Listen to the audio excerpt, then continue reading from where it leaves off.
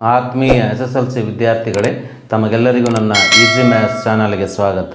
ಈ ವಿಡಿಯೋದಲ್ಲಿ ನಾವು ಸಮಾಂತರ ಶ್ರೇಣಿಗಳು ಈ ಅಧ್ಯಾಯದಲ್ಲಿ ಬರುವ ಅಭ್ಯಾಸ 1.2ರ 8ನೇ, 9ನೇ, 10ನೇ ಮತ್ತು 11ನೇ ಲೆಕ್ಕಗಳನ್ನು ಬಿಡಿಸೋಣ. 8ನೇ ಪ್ರಶ್ನೆ ಈ ರೀತಿಯಾಗಿದೆ. 50 ಪದಗಳನ್ನು ಹೊಂದಿರುವ ಸಮಾಂತರ ಶ್ರೇಣಿಯ 3ನೇ ಪದ 12 ಮತ್ತು ಕೊನೆಯ ಪದ 106 ಆದರೆ 29ನೇ ಪದವನ್ನು ಕಂಡುಹಿಡಿಯಿರಿ. ಪ್ರಶ್ನೆಯಲ್ಲಿ ನಮಗೆ 50 ಪದಗಳನ್ನು ಹೊಂದಿರುವ ಒಂದು ಸಮಾಂತರ ಶ್ರೇಣಿಯನ್ನು ನೀಡಿದ್ದಾರೆ. ಅಂದರೆ ನೀಡಿರುವ ಸಮಾಂತರ ಶ್ರೇಣಿಯಲ್ಲಿ ಒಟ್ಟು 50 ಪದಗಳಿದ್ದಾವೆ. ಒಂದು ಸಮಾಂತರ ಶ್ರೇಣಿಯ ಪದಗಳ ಸಂಖ್ಯೆಯನ್ನು ನಾವು n ಸಂಕೇತಾಕ್ಷರದಿಂದ ಸೂಚಿಸುತ್ತೇವೆ. ಹಾಗಾಗಿ ಪ್ರಶ್ನೆಯಲ್ಲಿ ನೀಡಿರುವ ಸಮಾಂತರ ಶ್ರೇಣಿಯು 50 ಪದಗಳನ್ನು ಹೊಂದಿರೋದ್ರಿಂದ ಇಲ್ಲಿ n ಬೆಲೆಯು ಅಂದರೆ ಶ್ರೇಣಿಯ ಪದಗಳ ಸಂಖ್ಯೆಯು 50 ಎಂದು ನಾವು ಬರೆದುಕೊಳ್ಳೋಣ. ಅದೇ ರೀತಿ ಸಮಾಂತರ ಶ್ರೇಣಿಯ 3ನೇ ಪದ 12 ಅಂತ ನೀಡಿದ್ದಾರೆ. ಶ್ರೇಣಿಯ 3ನೇ ಪದವನ್ನು ನಾವು A3 ಸಂಕೇತಾಕ್ಷರದಿಂದ ಸೂಚಿಸುತ್ತೇವೆ. ಹಾಗಾಗಿ ಶ್ರೇಣಿಯ 3ನೇ ಪದ A3 = 12 ಎಂದು ಬರೆದುಕೊಳ್ಳೋಣ. ಹಾಗೆಯೇ ಶ್ರೇಣಿಯ ಕೊನೆಯ ಪದ 106 ಅಂತ ನೀಡಿದ್ದಾರೆ. ಆದರೆ ಇಲ್ಲಿ ನಮಗೆ ನೀಡಿರುವ ಶ್ರೇಣಿಯಲ್ಲಿ ಒಟ್ಟು 50 ಪದಗಳಿರೋದ್ರಿಂದ ಈ ಶ್ರೇಣಿಯ 50ನೇ ಪದವೇ ಶ್ರೇಣಿಯ ಕೊನೆಯ ಪದವಾಗಿರುತ್ತದೆ.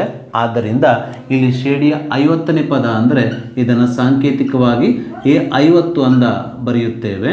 ಸೊ ಈ ಶ್ರೇಣಿಯ 50ನೇ ಪದವೇ ಶ್ರೇಣಿಯ ಕೊನೆಯ ಪದವಾಗಿರೋದ್ರಿಂದ ಇದರ ಬೆಲೆ 106 ಆಗಿ ನೀಡಿರೋದ್ರಿಂದ ಶ್ರೇಣಿಯ ಕೊನೆಯ ಪದ ಅಂದರೆ 50ನೇ ಪದ A50 = 106 ಎಂದು ಬರೆದುಕೊಳ್ಳೋಣ. ನೀಡಿರುವ ಶ್ರೇಣಿಯ 29ನೇ ಪದವನ್ನು ನಾವು ಕಂಡುಹಿಡಿಯಬೇಕಾಗಿದ್ದರಿಂದ ಇದನ್ನು ನಾವು ಸಾಂಕೇತಿಕವಾಗಿ A29 ಎಂದು ಬರೆದುಕೊಳ್ಳೋಣ. ಈ ಪದವನ್ನು ನಾವು ಕಂಡುಹಿಡಿಯಬೇಕಾಗಿದ್ದರಿಂದ A29 ? ಎಂದು ಹಾಕಿಕೊಳ್ಳೋಣ. ಸೊ ಮೊದಲಿಗೆ ನಾವು ಶ್ರೇಣಿಯ 50ನೇ ಪದವನ್ನು ಕಂಡುಹಿಡಿಯುವ ಸೂತ್ರ A50 = A + 49D ಅನ್ನು ಬರೆದುಕೊಳ್ಳೋಣ. ಇದೇ ರೀತಿ ಶ್ರೇಣಿಯ ಯಾವುದೇ ಪದದ ಸೂತ್ರವನ್ನು ನಾವು ಸುಲಭವಾಗಿ ಬರೆಯಬಹುದು. ಅದೇಗೆಂದರೆ ಇಲ್ಲಿ ನಾನು ಶ್ರೇಣಿಯ 50ನೇ ಪದವನ್ನು ಕಂಡುಹಿಡಿಯುವ ಸೂತ್ರವನ್ನು ಬರಿತಾ ಇದ್ದೇನೆ. A50 ಮೊದಲನೇ ಪದ ಎ ಅನ್ನು ಇದ್ದ ಹಾಗೆ ಬರೀರಿ. ಸೊ ನೀವು ಸಮಾಂತರ ಶ್ರೇಣಿಯ ಯಾವುದೇ ಪದದ ಸೂತ್ರವನ್ನು ಬರೆಯಬೇಕಾದಾಗ ಶ್ರೇಣಿಯ ಸಮಾಂತರ ಶ್ರೇಣಿಯ ಮೊದಲನೇ ಪದ ಎ ಅನ್ನು ಆ ಸೂತ್ರದಲ್ಲಿ ಇದ್ದ ಹಾಗೆ ಬರೆಯಬೇಕು. ನಂತರ ಡಿನ ಸಹಗುಣಕವನ್ನು ಬರೀಬೇಕಾದ್ರೆ ಇಲ್ಲಿ n ಇರ್ತದಲ್ಲ, ಅಂದರೆ n ನ ಬೆಲೆ ಇರ್ತದಲ್ಲ, ಇದರಿಂದ ಒಂದನ್ನು ಕಳೆದು ಬಂದ ಸಂಖ್ಯೆಯನ್ನು ಡಿನ ಸಹಗುಣಕವಾಗಿ ಬರೆಯಬೇಕು. ನೋಡಿ ಇಲ್ಲಿ 50 ಇದೆ. 50ರಿಂದ ಒಂದನ್ನು ಕಳೆದಾಗ ಬರುವ ಸಂಖ್ಯೆ 49. ಈ 49ನ್ನು ನಾವು ಡಿನ ಸಹಗುಣಕವಾಗಿ ಬರೆದಾಗ A50ರ ಸೂತ್ರ ನಮಗೆ A + 49D ಆಗಿ ದೊರೆಯುತ್ತದೆ. ಶ್ರೇಣಿಯ ಕೊನೆಯ ಪದ ಅಥವಾ ಶ್ರೇಣಿಯ 50ನೇ ಪದದ ಬೆಲೆಯನ್ನು 106 ಆಗಿ ನೀಡಿರೋದ್ರಿಂದ ಈ ಸೂತ್ರದಲ್ಲಿ ನಾವು A50ರ ಸ್ಥಾನದಲ್ಲಿ ಅಂದರೆ ಎಡಭಾಗದಲ್ಲಿ 106 ಆದೇಶಿಸೋಣ. = ಎನ ಬೆಲೆಯನ್ನು ನೀಡದೇ ಇರೋದ್ರಿಂದ ಎನ್ನು ಇದ್ದ ಹಾಗೆ ಬರೆಯಿರಿ. ಅದೇ ರೀತಿ ಡಿನ ಬೆಲೆಯನ್ನು ಸಹ ನೀಡದೇ ಇರೋದ್ರಿಂದ ಈ 49D ಅನ್ನು ಇದ್ದ ಹಾಗೆ ಬರೆಯಿರಿ. ಈ ಸಮೀಕರಣವನ್ನು ನಾವೀಗ ಸಮೀಕರಣ 1 ಆಗಿ ತೆಗೆದುಕೊಳ್ಳೋಣ. ಸೊ ಇದೇ ರೀತಿ ಶ್ರೇಣಿಯ 3ನೇ ಪದ A3 ಅನ್ನು ಕಂಡುಹಿಡಿಯುವ ಸೂತ್ರ A3 = A + 3 - 1 2D ಈ ಸೂತ್ರವನ್ನು ಬರೆದುಕೊಳ್ಳೋಣ. ಈ ಸೂತ್ರದಲ್ಲಿ ನಮಗೆ A3 ಅಂದರೆ ಶ್ರೇಣಿಯ 3ನೇ ಪದದ ಬೆಲೆಯನ್ನು 12 ಆಗಿ ನೀಡಿರುವುದರಿಂದ ಈ ಸೂತ್ರದ ಎಡಭಾಗದಲ್ಲಿ ಅಂದರೆ A3ರ ಸ್ಥಾನದಲ್ಲಿ ನಾನು 12 ಆದೇಶಿಸ್ತಾ ಇದ್ದೇನೆ. = ಎನ ಬೆಲೆಯನ್ನು ನಮಗೆ ನೀಡಿಲ್ಲ, ಎ ಅನ್ನು ಇದ್ದ ಹಾಗೆ ಬರೆದುಕೊಳ್ತಾ ಇದ್ದೇನೆ. ಅದೇ ರೀತಿ ಡಿನ ಬೆಲೆಯನ್ನು ನಮಗೆ ನೀಡಿಲ್ಲ, ಅದಕ್ಕೋಸ್ಕರ 2D ಅನ್ನು ಇದ್ದ ಹಾಗೆ ಬರೆಯುತ್ತಾ ಇದ್ದೇನೆ. ಈ ಸಮೀಕರಣವನ್ನು ನಾನೀಗ ಸಮೀಕರಣ 2 ಆಗಿ ತೆಗೆದುಕೊಳ್ತಾ ಇದ್ದೇನೆ. ಮುಂದಿನ ಹಂತದಲ್ಲಿ ಈ ಸಮೀಕರಣ 1ರಿಂದ ಸಮೀಕರಣ 2 ಕಳೆದು ಸಮಾಂತರ ಶ್ರೇಣಿಯ ಮೊದಲನೇ ಪದ ಎ ಮತ್ತು ಸಾಮಾನ್ಯ ವ್ಯತ್ಯಾಸ ಡಿನ ಬೆಲೆಯನ್ನು ಕಂಡುಹಿಡಿಯೋಣ. ಅದಕ್ಕಾಗಿ ನಾನಿಲ್ಲಿ ಸಮೀಕರಣ 1 ಮೇಲ್ಭಾಗದಲ್ಲಿ ಸಮೀಕರಣ 2 ಕೆಳಭಾಗದಲ್ಲಿ ಬರೆದುಕೊಂಡಿದ್ದೇನೆ. ಈ ಸಮೀಕರಣ 2 ಸಮೀಕರಣ 1ರಿಂದ ಕಳೆಯಬೇಕಾಗಿದ್ದರಿಂದ ಈ ಎರಡನೇ ಸಮೀಕರಣದ ಪ್ರತಿಯೊಂದು ಪದದ ಚಿಹ್ನೆಯನ್ನು ನಾವು ಬದಲು ಮಾಡಬೇಕು. ನೋಡಿ ಇಲ್ಲಿ +a ಅಂತ ಇದೆ, ಇದನ್ನು -a ಆಗಿ ಬದಲು ಮಾಡಬೇಕು. +2D ಅನ್ನು -2D ಆಗಿ ಬರೆದುಕೊಳ್ಳಬೇಕು. ಅದೇ ರೀತಿ +12 ಇದು -12 ಆಗುತ್ತದೆ. +1a -1a ಕ್ಯಾನ್ಸಲ್ ಆಗುತ್ತದೆ. +49D -2D +47D ಆಗುತ್ತದೆ. ಏಕೆಂದರೆ ಇಲ್ಲಿ 49Dಗೆ ಪ್ಲಸ್ ಚಿಹ್ನೆ 2Dಗೆ ಮೈನಸ್ ಚಿಹ್ನೆ ಇರೋದ್ರಿಂದ ಈ 49Dಯಲ್ಲಿ ನಾವು 2D ಅನ್ನು ಕಳೆಯಬೇಕು. ಅಂದರೆ ಚಿಹ್ನೆಗಳು ಬೇರೆ ಬೇರೆ ಇದ್ದಾಗ ಕಳೆಯಬೇಕು. ಕಳೆದಾಗ ಬಂದ ಉತ್ತರ 47ಕ್ಕೆ ದೊಡ್ಡ ಸಂಖ್ಯೆ ಚಿಹ್ನೆ ಅಂದರೆ 49Dಯ ಚಿಹ್ನೆಯನ್ನು ಹಾಕಬೇಕು. 49Dಯ ಚಿಹ್ನೆ ಪ್ಲಸ್ ಆಗಿರೋದ್ರಿಂದ ಬಂದ ಉತ್ತರವು +47D ಆಗುತ್ತದೆ. ಈಸ್ ಈಕ್ವಲ್ ಟು +106 - 12 ಪ್ಲಸ್ 94 ಆಗುತ್ತದೆ. ಮುಂದಿನ ಹಂತದಲ್ಲಿ ಡಿನ ಸಹಗುಣಕ 47 ಬಲಭಾಗಕ್ಕೆ ಸ್ಥಳಾಂತರಿಸಿದಾಗ ಇದು ಛೇದಕ್ಕೆ ಹೋಗುತ್ತದೆ. ಅಂದರೆ ಡಿ ಇಸ್ ಈಕ್ವಲ್ ಟು 94 ಭಾಗಿಸು 47 ಆಗುತ್ತದೆ. 47 ಅಂದರೆ 47, 47 ಎರಡಲೆ 94 ಆಗುವುದರಿಂದ ಇಲ್ಲಿ ಡಿನ ಬೆಲೆಯು 2 ಆಗುತ್ತದೆ. ಸೊ ನಾವೀಗ ಡಿನ ಬೆಲೆ 2 ಸಮೀಕರಣ 2ರಲ್ಲಿ ಆದೇಶಿಸಿ ಶ್ರೇಣಿಯ ಮೊದಲನೇ ಪದ ಎನ ಬೆಲೆಯನ್ನು ಕಂಡುಹಿಡಿಯೋಣ. ಸೊ ನೀವಿಲ್ಲಿ ಡಿನ ಬೆಲೆ 2 ಸಮೀಕರಣ 1ರಲ್ಲಿ ಅಥವಾ 2ರಲ್ಲಿ ಯಾವುದೇ ಒಂದು ಸಮೀಕರಣದಲ್ಲಿ ಆದೇಶಿಸಿ ಎನ ಬೆಲೆಯನ್ನು ಕಂಡುಹಿಡಿಯಬಹುದು. ಸೊ ನಾನಿಲ್ಲಿ ಡಿನ ಬೆಲೆ 2 ಸಮೀಕರಣ 2ರಲ್ಲಿ ಆದೇಶಿಸ್ತಾ ಇದ್ದೇನೆ. ಏಕೆಂದರೆ ಸಮೀಕರಣ 2ರಲ್ಲಿ ಚಿಕ್ಕ ಸಂಖ್ಯೆಗಳಿರೋದ್ರಿಂದ ಮತ್ತು ಲೆಕ್ಕಾಚಾರ ಸುಲಭವಾಗುವುದರಿಂದ ಡಿನ ಬೆಲೆ 2 ಸಮೀಕರಣ 2ರಲ್ಲಿ ಆದೇಶಿಸಿ ಎನ ಬೆಲೆಯನ್ನು ಕಂಡುಹಿಡಿತಾ ಇದ್ದೇನೆ. ಡಿನ ಬೆಲೆ 2 ಸಮೀಕರಣ 2ರಲ್ಲಿ ಅಂದರೆ ಈ ಸಮೀಕರಣದಲ್ಲಿ ಆದೇಶಿಸಿದಾಗ ಈ ಸಮೀಕರಣದ ಮುಂದಿನ ಹಂತವು 12 is equal to A plus 2 ಗುಣಿಸು ಡಿನ ಬೆಲೆ 2 ಆಗುತ್ತದೆ. ಈ ಸಮೀಕರಣವನ್ನು ಸಂಕ್ಷೇಪಿಸಿದಾಗ 12 is equal to A plus 2 ಗುಣಿಸು 2 4 ಆಗುತ್ತದೆ. ಮುಂದಿನ ಹಂತದಲ್ಲಿ ಬಲಭಾಗದಲ್ಲಿರುವ +4 ಎಡಭಾಗಕ್ಕೆ ಸ್ಥಳಾಂತರಿಸಿದಾಗ ಈ +4 -4 ಆಗುತ್ತದೆ. ಆದ್ದರಿಂದ ಇಲ್ಲಿ ಎಡಭಾಗವು 12 - 4 ಆಗುವುದು. ಈಸ್ ಈಕ್ವಲ್ ಟು ಎ ಅಂತ ಬರೆದುಕೊಳ್ಳಿ. 12ರಲ್ಲಿ 4 ಕಳೆದಾಗ ಬರುವ ಉತ್ತರ 8. ಆದ್ದರಿಂದ ಇಲ್ಲಿ ಸಮಾಂತರ ಶ್ರೇಣಿಯ ಮೊದಲನೇ ಪದ ಎನ ಬೆಲೆಯು 8 ಆಗುತ್ತದೆ. ಸೊ ಹೀಗೆ ನಾವು ಸಮಾಂತರ ಶ್ರೇಣಿಯ ಸಾಮಾನ್ಯ ವ್ಯತ್ಯಾಸ ಡಿ ಮತ್ತು ಮೊದಲನೇ ಪದ ಎ ಅನ್ನು ಕಂಡುಹಿಡಿದ ನಂತರ ಶ್ರೇಣಿಯ 29ನೇ ಪದವನ್ನು ಕಂಡುಹಿಡಿಯೋಣ. ಅದಕ್ಕೋಸ್ಕರ ನಾನಿಲ್ಲಿ ಶ್ರೇಣಿಯ 29ನೇ ಪದವನ್ನು ಕಂಡುಹಿಡಿಯುವ ಸೂತ್ರ A29 is equal to A plus 29 - 1 28 D. ಈ ಸೂತ್ರವನ್ನು ಬರೆದುಕೊಂಡಿದ್ದೇನೆ. ಈ ಸೂತ್ರದಲ್ಲಿ ನಾನೀಗ ಎನ ಬೆಲೆ 8 ಪ್ಲಸ್ 28 ಗುಣಿಸು ಡಿನ ಬೆಲೆ 2 ಆದೇಶಿಸ್ತಾ ಇದ್ದೇನೆ. ಹೀಗೆ ಮಾಡಿದಾಗ ಈ ಸೂತ್ರದ ಮುಂದಿನ ಹಂತವು A29 is equal to 8 plus 28 ಗುಣಿಸು 2 ಆಗುತ್ತದೆ. ಮುಂದಿನ ಹಂತದಲ್ಲಿ 8 ಇದ್ದ ಹಾಗೆ ಬರೆಯಿರಿ. ಪ್ಲಸ್ 28 ಎರಡಲೆ 56 ಆಗುತ್ತದೆ. ಈ 8 ಮತ್ತು 56 ಕೂಡಿಸಿದಾಗ ಬರುವ ಮೊತ್ತ 64. ಆದ್ದರಿಂದ ನೀಡಿದಂಥ ಶ್ರೇಣಿಯ 29ನೇ ಪದವು 64 ಆಗುತ್ತದೆ. ಸೊ ಈಗ ನಾವು 9ನೇ ಪ್ರಶ್ನೆಯನ್ನು ತೆಗೆದುಕೊಳ್ಳೋಣ. ಒಂದು ಸಮಾಂತರ ಶ್ರೇಣಿಯ 3ನೇ ಮತ್ತು 9ನೇ ಪದಗಳು ಕ್ರಮವಾಗಿ 4 ಮತ್ತು -8 ಆದರೆ ಅದರ ಎಷ್ಟನೇ ಪದವು 0 ಆಗಿದೆ. ಸೊ ನೀಡಿರುವ ಪ್ರಶ್ನೆಯಲ್ಲಿ ನಮಗೆ ಸಮಾಂತರ ಶ್ರೇಣಿಯ 3ನೇ ಪದ ಮತ್ತು 9ನೇ ಪದಗಳನ್ನು ನೀಡಿದ್ದಾರೆ. ಶ್ರೇಣಿಯ 3ನೇ ಪದ 4 ಆದರೆ 9ನೇ ಪದವು -8 ಅಂತ ನೀಡಿದ್ದಾರೆ. ಶ್ರೇಣಿಯ 3ನೇ ಪದವನ್ನು ನಾವು A3 ಸಂಕೇತಾಕ್ಷರದಿಂದ ಸೂಚಿಸುವುದರಿಂದ ಶ್ರೇಣಿಯ 3ನೇ ಪದವನ್ನು 4 ಆಗಿ ನೀಡಿರುವುದರಿಂದ ನಾವಿಲ್ಲಿ A3 ಇಸ್ ಈಕ್ವಲ್ ಟು 4 ಎಂದು ಬರೆದುಕೊಳ್ಳೋಣ. ಅದೇ ರೀತಿ ಶ್ರೇಣಿಯ 9ನೇ ಪದವನ್ನು A9 ಸಂಕೇತಾಕ್ಷರದಿಂದ ಸೂಚಿಸುವುದರಿಂದ ಶ್ರೇಣಿಯ 9ನೇ ಪದ -8 ಆಗಿ ನೀಡಿರುವುದರಿಂದ ನಾವಿಲ್ಲಿ A9 ಇಸ್ ಈಕ್ವಲ್ ಟು -8 ಎಂದು ಬರೆದುಕೊಳ್ಳೋಣ. ಪ್ರಶ್ನೆಯಲ್ಲಿ ನಮಗೆ ಶ್ರೇಣಿಯ ಎಷ್ಟನೇ ಪದ 0 ಆಗಿದೆ ಅಂತ ಕೇಳಿದ್ದಾರೆ. ಅಂದರೆ ನೀಡಿರುವ ಸಮಾಂತರ ಶ್ರೇಣಿಯ ಪದಗಳನ್ನು ಬರೀತಾ ಹೋದಾಗ ಅದರಲ್ಲಿ ಒಂದು ಪದ 0 ಆಗಿದೆ ಅಂತ ನೀಡಿದ್ದಾರೆ. ಹಾಗಾಗಿ ಆ 0 ಆಗಿರುವ ಪದವನ್ನು ನಾವು AN ಆಗಿ ತೆಗೆದುಕೊಳ್ಳೋಣ. ಅದಕ್ಕಾಗಿ ನಾನಿಲ್ಲಿ AN ಇಸ್ ಈಕ್ವಲ್ ಟು 0 ಎಂದು ಬರೆದುಕೊಳ್ಳುತ್ತೇನೆ. ಈ 0 ನೀಡಿರುವ ಸಮಾಂತರ ಶ್ರೇಣಿಯ ಒಂದು ಪದವಾಗಿರುವುದರಿಂದ ಈ 0ಯು ಈ ಸಮಾಂತರ ಶ್ರೇಣಿಯಲ್ಲಿ ಎಷ್ಟನೇ ಪದವಾಗಿದೆ ಎಂಬುದನ್ನು ಪ್ರಶ್ನೆಯಲ್ಲಿ ನಮಗೆ ಕಂಡುಹಿಡಲಿಕ್ಕೆ ನೀಡಿದ್ದಾರೆ. ಸಮಾಂತರ ಶ್ರೇಣಿಯಲ್ಲಿನ ಪದಗಳ ಸಂಖ್ಯೆಯನ್ನು ನಾವು n ಸಂಕೇತಾಕ್ಷರದಿಂದ ಸೂಚಿಸುತ್ತೇವೆ. ಹಾಗಾಗಿ ಈ 0 ಎಂಬುದು ಈ ನೀಡಿರುವ ಸಮಾಂತರ ಶ್ರೇಣಿಯ ಒಂದು ಪದವಾಗಿರುವುದರಿಂದ ಈ 0ಯು ಈ ಸಮಾಂತರ ಶ್ರೇಣಿಯಲ್ಲಿ ಎಷ್ಟನೇ ಪದವಾಗಿದೆ ಎಂಬುದನ್ನು ಕಂಡುಹಿಡಿಯಬೇಕಾದರೆ ನಾವು ಸಮಾಂತರ ಶ್ರೇಣಿಯಲ್ಲಿನ n ಬೆಲೆಯನ್ನು ಕಂಡುಹಿಡಿಯಬೇಕು. ಅದಕ್ಕಾಗಿ ನಾನಿಲ್ಲಿ n is equal to question mark ಎಂದು ಹಾಕಿಕೊಳ್ಳುತ್ತೇನೆ. ಯಾಕೆಂದರೆ n ಬೆಲೆಯು 0ಯು ಸಮಾಂತರ ಶ್ರೇಣಿಯಲ್ಲಿನ ಎಷ್ಟನೇ ಪದವಾಗಿದೆ ಎಂಬುದನ್ನು ನಮಗೆ ತಿಳಿಸುತ್ತದೆ. ಸೊ ನಾವೀಗ ಶ್ರೇಣಿಯ 3ನೇ ಪದದ ಬೆಲೆಯನ್ನು ಕಂಡುಹಿಡಿಯುವ ಸೂತ್ರವನ್ನು ಬರೆದುಕೊಳ್ಳೋಣ. ಶ್ರೇಣಿಯ 3ನೇ ಪದ A3 is equal to A plus, ನೋಡಿ ಇಲ್ಲಿ n ಬೆಲೆ 3 ಇದೆ, 3ರಿಂದ 1 ಕಳೆದಾಗ 2 ಆಗುತ್ತದೆ. ಈ 2 ಡಿಯ ಸಹಗುಣಕವಾಗಿ ಬರೆದಾಗ ಶ್ರೇಣಿಯ 3ನೇ ಪದದ ಸೂತ್ರವು A3 is equal to A plus 2D ಆಗುತ್ತದೆ. ನಾವೀಗ ಈ ಸೂತ್ರದಲ್ಲಿ A3 ಬೆಲೆ ಅಂದರೆ A3 ಬೆಲೆ 4 ಆದೇಶಿಸಿದಾಗ ಈ ಸೂತ್ರದ ಮುಂದಿನ ಹಂತವು 4 is equal to A plus 2D ಆಗುತ್ತದೆ. ಈ ಸಮೀಕರಣವನ್ನು ನಾವೀಗ ಸಮೀಕರಣ 1 ಆಗಿ ತೆಗೆದುಕೊಳ್ಳೋಣ. ಅದೇ ರೀತಿ ನಮಗೆ ಶ್ರೇಣಿಯ 9ನೇ ಪದ -8 ಆಗಿ ನೀಡಿದ್ದಾರೆ. ಹಾಗಾಗಿ ನಾವಿಲ್ಲಿ ಶ್ರೇಣಿಯ 9ನೇ ಪದದ ಸೂತ್ರವನ್ನು ಬರೆದುಕೊಳ್ಳೋಣ. ಶ್ರೇಣಿಯ 9ನೇ ಪದ A9 A ಪ್ಲಸ್ ಇಲ್ಲಿ 9ರಿಂದ 1 ಕಳೆದಾಗ 8 ಆಗುತ್ತದೆ. ಇದು ಡಿನ ಸಹಗುಣಕವಾಗಿ ಬರೆದಾಗ ಶ್ರೇಣಿಯ 9ನೇ ಪದದ ಸೂತ್ರವು A9 A ಪ್ಲಸ್ 8 ಡಿ ಆಗುತ್ತದೆ. ಶ್ರೇಣಿಯ 9ನೇ ಪದವನ್ನು -8 ಆಗಿ ನೀಡಿರೋದ್ರಿಂದ ಶ್ರೇಣಿಯ 9ನೇ ಪದದ ಸ್ಥಾನದಲ್ಲಿ ಅಂದರೆ ಎಡಭಾಗದಲ್ಲಿ ನಾವು -8 ಬರೆದುಕೊಳ್ಳೋಣ. ಬಲಭಾಗದಲ್ಲಿ A ಪ್ಲಸ್ 8D ಇದ್ದ ಹಾಗೆ ಬರೆದುಕೊಳ್ಳೋಣ. ಈ ಸಮೀಕರಣವನ್ನು ನಾವೀಗ ಸಮೀಕರಣ 2 ಆಗಿ ತೆಗೆದುಕೊಳ್ಳೋಣ. ಮುಂದಿನ ಹಂತದಲ್ಲಿ ಸಮೀಕರಣ 1ರಿಂದ ಸಮೀಕರಣ 2 ಕಳೆದು ಶ್ರೇಣಿಯ ಮೊದಲನೇ ಪದ A ಮತ್ತು ಸಾಮಾನ್ಯ ವ್ಯತ್ಯಾಸ D ಕಂಡುಹಿಡಿಯೋಣ. ಅದಕ್ಕಾಗಿ ನಾನಿಲ್ಲಿ ಸಮೀಕರಣ 1 ಮೇಲ್ಭಾಗದಲ್ಲಿ ಸಮೀಕರಣ 2 ಕೆಳಭಾಗದಲ್ಲಿ ಬರೆದುಕೊಂಡಿದ್ದೇನೆ. ಈಗ ನಾವು ಸಮೀಕರಣ 1ರಿಂದ ಸಮೀಕರಣ 2 ಕಳೆಯಬೇಕಾಗಿದ್ದರಿಂದ ಸಮೀಕರಣ 2ರ ಪ್ರತಿಯೊಂದು ಪದದ ಚಿಹ್ನೆಯನ್ನು ಬದಲು ಮಾಡಬೇಕು. ನೋಡಿ, ಎಗೆ ಪ್ಲಸ್ ಚಿಹ್ನೆ ಇರೋದ್ರಿಂದ ಇದನ್ನು ಮೈನಸ್ ಆಗಿ ಬದಲು ಮಾಡಬೇಕು. ಪ್ಲಸ್ 8D ಆಗಿರೋದ್ರಿಂದ ಇದನ್ನು ನಾವು -8D ಆಗಿ ಇಲ್ಲಿ -8 ಪ್ಲಸ್ 8 ಆಗಿ ಬರೆದುಕೊಳ್ಳಬೇಕು. +1A -1A ಕ್ಯಾನ್ಸಲ್ ಆಗುತ್ತದೆ. +2D -8D ಅಂದರೆ ಇಲ್ಲಿ ಚಿಹ್ನೆಗಳು ಬೇರೆ ಬೇರೆ ಇರೋದ್ರಿಂದ ಕಳೆಯಬೇಕು.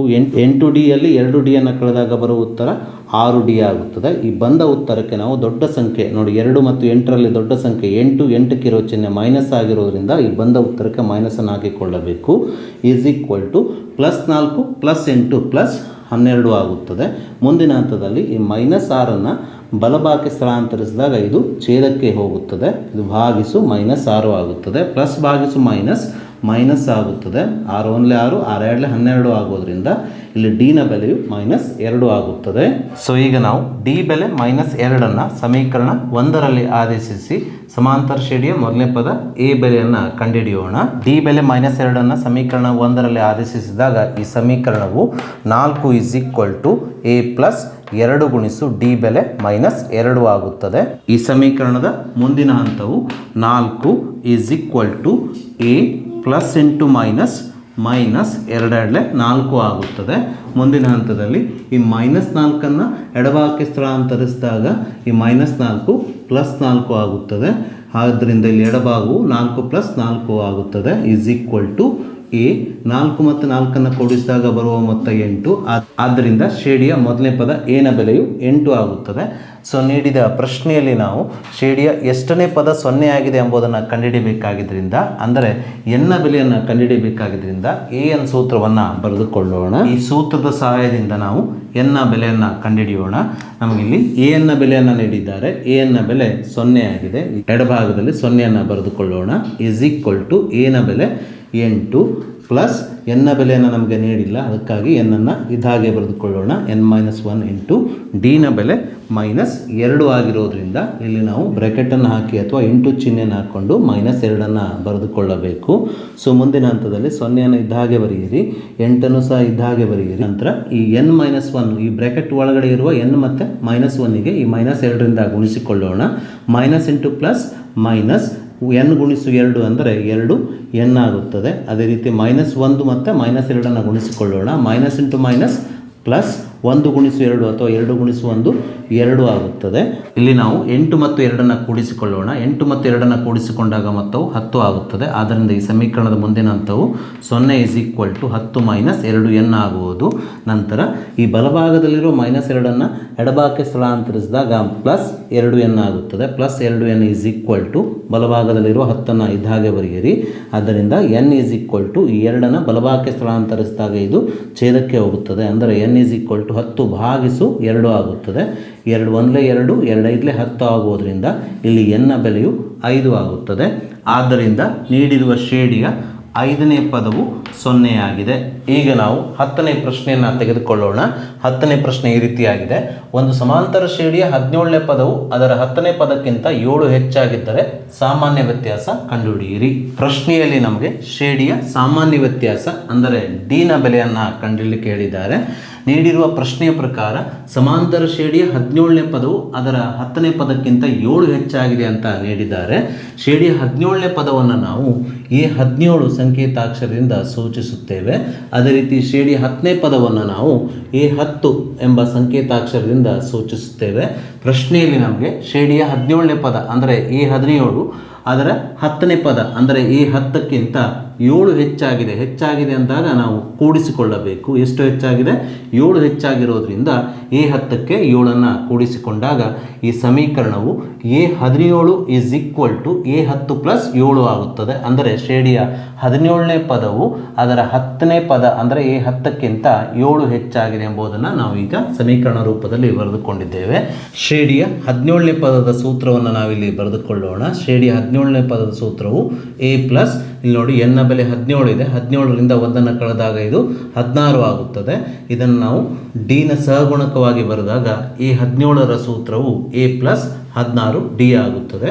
ಈಸ್ ಈಕ್ವಲ್ ಟು ಇದೇ ರೀತಿ ನಾವು ಶ್ರೇಣಿಯ 10ನೇ ಪದದ ಸೂತ್ರವನ್ನು ಬರೆದುಕೊಳ್ಳೋಣ. ಶ್ರೇಣಿಯ 10ನೇ ಪದದ ಸೂತ್ರವು A ಪ್ಲಸ್, ಇಲ್ಲಿ 10 ಇದೆ, 10ರಲ್ಲಿ 1ಅನ್ನು ಕಳೆದಾಗ 9 ಆಗುತ್ತದೆ. ಇದನ್ನು ನಾವು D ನ ಸಹಗುಣಕವಾಗಿ ಅಂದರೆ D ನ ಜೊತೆಗೆ ಬರೆದಾಗ ಶ್ರೇಣಿಯ 10ನೇ ಪದದ ಸೂತ್ರವು A ಪ್ಲಸ್ 9 D ಆಗುತ್ತದೆ. ಅಂದರೆ ಹೀಗೆ ನಾವು ಶ್ರೇಣಿಯ ಯಾವುದೇ ಪದದ ಸೂತ್ರವನ್ನು ಬರೆಯಬೇಕಾದರೂ ಸಹ ಮೊದಲನೇ ಪದ A ಅನ್ನು ಇದ್ದ ಹಾಗೆ ಬರೆದು ತದನಂತರ n ಬೆಲೆಯಿಂದ 1ಅನ್ನು ಕಳೆದು ಅದನ್ನು D ನ ಸಹಗುಣಕವಾಗಿ ಬರೆದಾಗ ನಮಗೆ ಶ್ರೇಣಿಯ ಯಾವುದೇ ಪದದ ಸೂತ್ರವನ್ನು ಬರಲಿಕ್ಕೆ ಸಾಧ್ಯವಾಗುತ್ತದೆ. ಇಲ್ಲಿ ನೋಡಿ, ಶ್ರೇಣಿಯ 17ನೇ ಪದದ ಸೂತ್ರವನ್ನು ಬರೀಬೇಕಾದ್ರೆ ಮೊದಲನೇ ಪದ A ಅನ್ನು ಇದ್ದ ಹಾಗೆ ಬರೆದಿದ್ದೇನೆ. ನಂತರ ಈ n ಬೆಲೆ 17ರಿಂದ 1ಅನ್ನು ಕಳೆದಾಗ ಬರುವ ಉತ್ತರ 16. ಈ 16ಅನ್ನು D ನ ಸಹಗುಣಕವಾಗಿ ಬರೆದಾಗ 17ನೇ ಪದದ ಸೂತ್ರ ಅಂದರೆ A17ರ ಸೂತ್ರ A ಪ್ಲಸ್ 16 D ಸಿಗುತ್ತದೆ. ಅದೇ ರೀತಿ ಶ್ರೇಣಿಯ 10ನೇ ಪದದ ಸೂತ್ರವು A ಪ್ಲಸ್ 10ರಿಂದ 1ಅನ್ನು ಕಳೆದಾಗ 9 D ಅಂತ ಬರೆದಾಗ ಶ್ರೇಣಿಯ 10ನೇ ಪದದ ಸೂತ್ರ ನಮಗೆ ಸಿಗುತ್ತದೆ. ಈ ಪ್ಲಸ್ 7ಅನ್ನು ಇದ್ದ ಹಾಗೆ ಬರೆದುಕೊಳ್ಳಬೇಕು. ಮುಂದಿನ ಹಂತದಲ್ಲಿ ಬಲಭಾಗದಲ್ಲಿರುವ ಪ್ಲಸ್ ಎ ಅನ್ನು ಎಡಭಾಗಕ್ಕೆ ಸ್ಥಳಾಂತರಿಸಿದಾಗ ಇದು ಮೈನಸ್ ಎ ಆಗುತ್ತದೆ.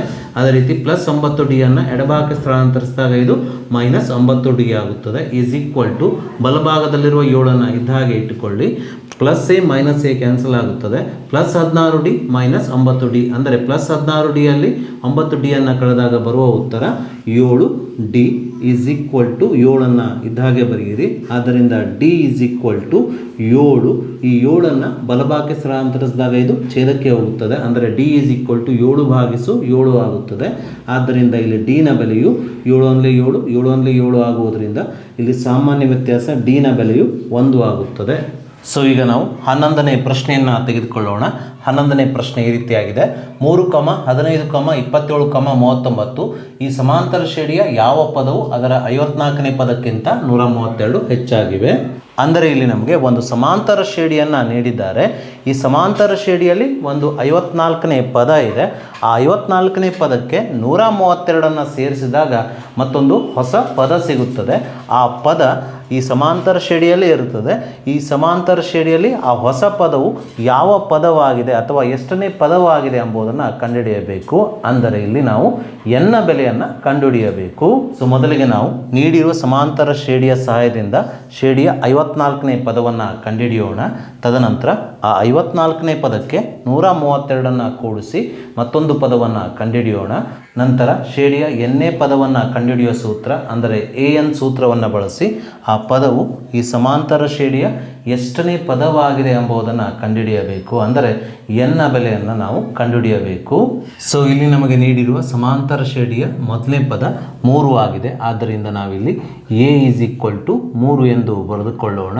ಅದೇ ರೀತಿ ಈ ಸಮಾಂತರ ಶ್ರೇಣಿಯ ಸಾಮಾನ್ಯ ವ್ಯತ್ಯಾಸ 12 ಆಗುತ್ತದೆ. ಯಾಕಂದರೆ ಶ್ರೇಣಿಯ 2ನೇ ಪದದಿಂದ ಮೊದಲನೇ ಪದ, ಅದೇ ರೀತಿ 3ನೇ ಪದದಿಂದ 2ನೇ ಪದವನ್ನು ಕಳೆದಾಗ ಬರುವ ಉತ್ತರ 12. ಹಾಗಾಗಿ ನೀಡಿದಂಥ ಸಮಾಂತರ ಶ್ರೇಣಿಯ ಸಾಮಾನ್ಯ ವ್ಯತ್ಯಾಸ 12 ಆಗುತ್ತದೆ. ಮೊದಲಿಗೆ ನಾವಿಲ್ಲಿ ಈ ಸಮಾಂತರ ಶ್ರೇಣಿಯ 54ನೇ ಪದವನ್ನು ಕಂಡುಹಿಡಿಯಬೇಕಾಗಿದ್ದರಿಂದ A54 is equal to question mark ಎಂದು ಹಾಕಿಕೊಳ್ಳೋಣ. ನಾವೀಗ ಶ್ರೇಣಿಯ 54ನೇ ಪದವನ್ನು ಕಂಡುಹಿಡಿಯುವ ಸೂತ್ರ A54 is equal to A plus 53 D ಅನ್ನು ಬರೆದುಕೊಳ್ಳೋಣ. ಈ ಸೂತ್ರದಲ್ಲಿ ಸಮಾಂತರ ಶ್ರೇಣಿಯ ಮೊದಲನೇ ಪದ A ನ ಬೆಲೆ 3 ಮತ್ತು D ನ ಬೆಲೆ 12 ಆದೇಶಿಸಿದಾಗ ಇದರ ಮುಂದಿನ ಹಂತವು 3 ಪ್ಲಸ್ 53 ಗುಣಿಸು 12 ಆಗುತ್ತದೆ. 3 ಪ್ಲಸ್ 53 ಗುಣಿಸು 12 ಅಂದರೆ 636 ಆಗುತ್ತದೆ. 3 ಮತ್ತು 636ಅನ್ನು ಕೂಡಿಸಿದಾಗ ಮೊತ್ತವು 639 ಆಗುತ್ತದೆ. ಆದ್ದರಿಂದ ಶ್ರೇಣಿಯ 54ನೇ ಪದವು 639 ಆಗಿದೆ. ಪ್ರಶ್ನೆಯ ಪ್ರಕಾರ ನಮಗೆ ನೀಡಿರುವ ಸಮಾಂತರ ಶ್ರೇಣಿಯ ಯಾವ ಪದವು ಅದರ 54ನೇ ಪದ ಅಂದರೆ 54ನೇ ಪದ 639 ಬಂದಿದೆ, ಇದಕ್ಕಿಂತ 132 ಹೆಚ್ಚಾಗಿದೆ ಅಂತ ಕೇಳಿದ್ದಾರೆ. ಅದಕ್ಕೋಸ್ಕರ ನಾವೀಗ ನಮಗೆ ಬೇಕಾದ ಪದವು ಈ 54ನೇ ಪದಕ್ಕಿಂತ 132 ಹೆಚ್ಚಾಗಿರೋದ್ರಿಂದ ಈ 54ನೇ ಪದಕ್ಕೆ ಅಂದರೆ 639ಕ್ಕೆ 132ನ್ನು ಕೂಡಿಸಿ ಒಂದು ಹೊಸ ಪದವನ್ನು ಕಂಡುಹಿಡಿಯೋಣ. 639 ಪ್ಲಸ್ 132 771 ಆಗುತ್ತದೆ. ಸೊ ಈ ಬೆಲೆ ಅಥವಾ ಈ ಪದವನ್ನು ನಾವೀಗ ಶ್ರೇಣಿಯ ಎನ್ನೇ ಪದ ಎ ಯನ್ನಾಗಿ ತೆಗೆದುಕೊಳ್ಳೋಣ. ಈ 771 ಈ ಸಮಾಂತರ ಶ್ರೇಣಿಯ ಎಷ್ಟನೇ ಪದವಾಗಿದೆ ಎಂಬುದನ್ನು ನಾವೀಗ ಕಂಡುಹಿಡಿಯಬೇಕು. ಅಂದರೆ ನಾವಿಲ್ಲಿ ಎನ್ನ ಬೆಲೆಯನ್ನು ಕಂಡುಹಿಡಿಯಬೇಕು. ಅದಕ್ಕೋಸ್ಕರ ನಾನಿಲ್ಲಿ ಸಮಾಂತರ ಶ್ರೇಣಿಯ ಎನ್ನೇ ಪದವನ್ನು ಕಂಡುಹಿಡಿಯುವ ಸೂತ್ರ an = a + n - 1 × d ಈ ಸೂತ್ರವನ್ನು ಬರೆದುಕೊಂಡಿದ್ದೇನೆ. ಈ ಸೂತ್ರದಲ್ಲಿ ನಾನೀಗ a ನ ಬೆಲೆ 771 ಆದೇಶಿಸ್ತಾ ಇದ್ದೇನೆ. ಅದೇ ರೀತಿ a ನ ಬೆಲೆ 3 ಪ್ಲಸ್ ಎನ್ನ ಬೆಲೆ ನಮಗೆ ತಿಳಿದಿಲ್ಲ, ಕಂಡುಹಿಡಿಯಬೇಕಾಗಿದೆ. ಹಾಗಾಗಿ ಎನ್ನನ್ನು ಇದ್ದಾಗೆ ಬರೆದುಕೊಳ್ಳಿ, -1 ಇದ್ದಾಗೆ ಬರೆಯಿರಿ. ಡಿ ನ ಬೆಲೆ 12 ಆಗಿರೋದ್ರಿಂದ ಇಲ್ಲಿ 12 ಅಂತ ಬರೆಯಿರಿ. ಮುಂದಿನ ಹಂತದಲ್ಲಿ 771 ಇದ್ದಾಗೆ ಬರೆಯಿರಿ. ಈ 3 ಸಹ ಇದ್ದಾಗೆ ಬರೆಯಿರಿ. ಈ 12ರಿಂದ n ಮತ್ತು -1ಗೆ ಗುಣಿಸ್ಕೊಳ್ರಿ. 12 ಗುಣಿಸಿ n ಅಂದರೆ 12 n ಆಗುತ್ತದೆ. ಪ್ಲಸ್ ಇಂಟು ಮೈನಸ್ ಮೈನಸ್ 12 12 ಆಗುವುದು. ಮುಂದಿನ ಹಂತದಲ್ಲಿ ಈ 771 ಇದ್ದಾಗೆ ಬರೆಯಿರಿ. 3 - 12 ಅಂದರೆ -9 ಆಗುತ್ತದೆ. ಪ್ಲಸ್ 12 ಏನನ್ನು ಇದ್ದಾಗೆ ಬರೆಯಿರಿ. ನಂತರ ಈ -9 ಎಡಭಾಗಕ್ಕೆ ಸ್ಥಳಾಂತರಿಸಿದಾಗ ಈ -9 ಪ್ಲಸ್ 9 ಆಗುತ್ತದೆ. 771 ಪ್ಲಸ್ 9 ಅಂದರೆ 780 ಆಗುವುದು. = 12n. ನಂತರ ಈ 12ನ್ನು ಎಡಭಾಗಕ್ಕೆ ಸ್ಥಳಾಂತರಿಸಿದಾಗ n = 780 ಭಾಗಿಸು 12 ಆಗುತ್ತದೆ. 12 1 12, 12 6 72 ಆಗುತ್ತದೆ. 72 ಅಂದರೆ ಇಲ್ಲಿ 78ರಲ್ಲಿ 72 ಕಳೆದಾಗ 6 ಉಳಿಯುತ್ತದೆ. 6 ಮತ್ತು 0 60 ಆಗುವುದರಿಂದ 12 60 ಆಗುವುದು. ಆದ್ದರಿಂದ ಇಲ್ಲಿ n ನ ಬೆಲೆಯು 65 ಆಗುತ್ತದೆ. ಅಂದರೆ ಇಲ್ಲಿ ಶ್ರೇಣಿಯ 65ನೇ ಪದವು ಶ್ರೇಣಿಯ 54ನೇ ಪದಕ್ಕಿಂತ 132 ಹೆಚ್ಚಾಗಿರುತ್ತದೆ.